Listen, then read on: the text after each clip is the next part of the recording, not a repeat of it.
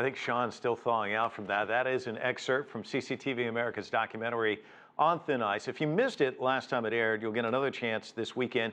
And it comes at an important time, the critical make or break period at the climate conference in Paris. CCTV's Sean Callebs is joining me here to talk about one of the places he visited, and it seems appropriate since we're looking at Paris. There is hope, and you're going to talk about Point Hope. Yeah, Point Hope. It was a fascinating place.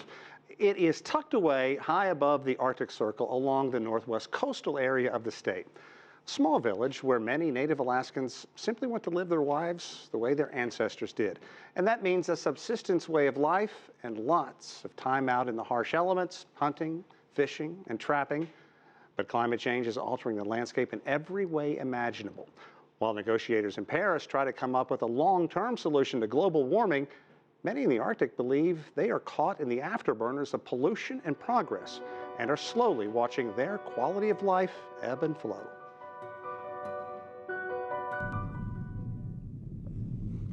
It is as beautiful as it is desolate.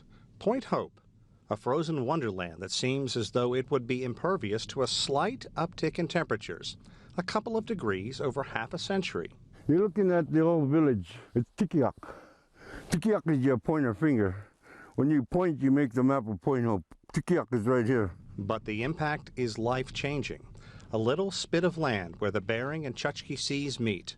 Warm in his polar bear and wolverine parka, Steve Umatuk has seen his village change a lot in his 53 years. But what you see is only 3% of a village. 97% is out in the ocean, eroded away. Old whale bones bleached by the sun and wind, and a few wooden homes losing the fight against nature are all that's left. All that ice right here, from here to way out, it's thin. It's a familiar refrain among Arctic coastal villages, where winter is coming later, summer starting earlier, and ice is melting at an alarming rate. Animals that depend on sea ice are paying the price. Climate change is having a large impact on maintaining a way of life. The ice is taking longer to form, the cold weather.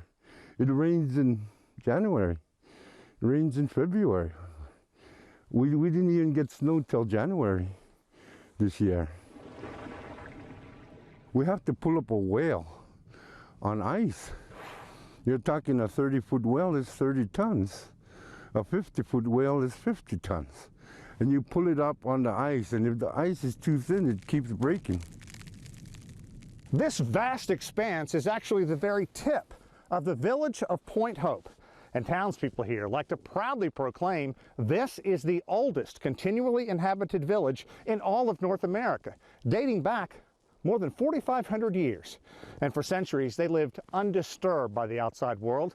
But that all changed in the late 1800s when commercial whalers began showing up and basically cleaned the seas out of whale and seal and other animals they needed for subsistence hunting.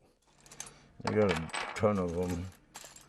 The shaft would go in like this, and then a harpoon tip, something like this, would be fastened there.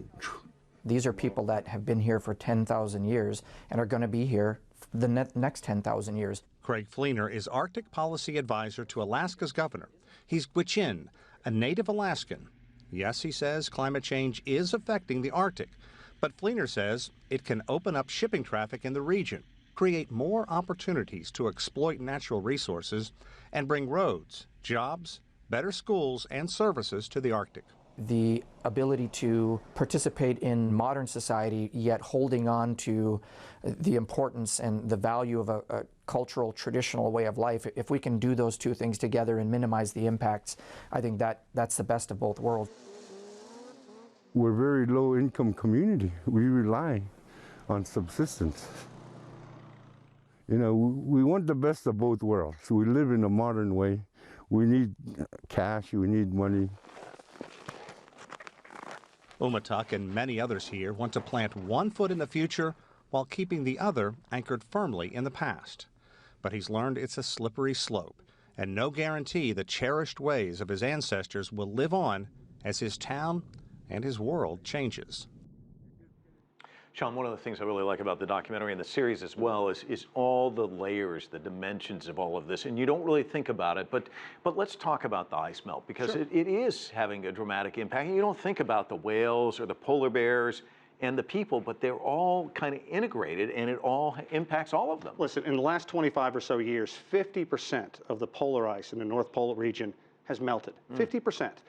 That is a ton by any standards. And a major problem is a lot of that melting took place in the coastal areas. That is where the native Alaskans walk to do their hunting. That's where sea mammals like polar bear go out and do their hunting. And for example, the bearded seal, there are millions up there, literally millions, but they are on the verge of being an endangered species. Why? Because their habitat is going away. They need to have ice ridges to basically build areas where they live and breed, and those ice ridges are going away. There you see just a majestic shot, the lead opening up on the water, massive polar bear walking out. I mean, it's the kind of stuff I'm never going to forget. Yeah, well, I'll never forget going by your desk. Where's Sean? He's in the Arctic. Where's Sean? He's in the Arctic. You made several trips there, a lot of different locations. The number one takeaway for you? I think, you know, at the time it was just being there, how this magnificent desolation, you know, where you're out there and you're beyond the tree line, everything's flat. The sun doesn't set, you know, in a vertical fashion. It sets in a horizontal fashion. It just goes forever and ever. But once you talk to people, once you begin to take everything in, you realize what an international area it is. There may be just a few hundred people in this village, a few thousand in this village, but it is changing so rapidly. Only 8 nations have land in the Arctic, but every country has something at stake there. Every country, India, China, they're all going there, not just looking for resources, but they're also doing research, because what's going on there in terms of climate change is going to trickle down, spill out, and the same things they learned there, they can understand what is happening in our latitude. Okay, so the word is in the name, Point Hope, hope. What are they hoping for in Paris? And obviously, what happens there impacts them. It's interesting because, you know, I've seen the great coverage Kate Parkinson and the rest of our team have done in Paris on the climate change talks. But the cynic in me thinks, here are all these environmentalists, these politicians, these negotiators running around the City of Lights. They're drinking $15 bottles of water. They're saying, oh, we're going to make the, you know, when do we get on our jet and fly home? And these folks in the Arctic are living right now in 24 hours of pure darkness. They're going to be living in pure darkness for the next 6 to 8 weeks. They're going to be eating whale blubber. They're going to be wondering, how is my life going to be different this spring? Is it going to rain instead of snow? Is the ice going to be thin again? Am I not going to be able to do whaling, sea hunting, seal hunting, the things that my family needs to live through the winter? They're affected by what's going on far outside their region. They're frustrated. They want some kind of progress, and they want to know that their way of life is going to be there. Yeah, that sense of urgency. Well, you helped convey it. Thanks so much.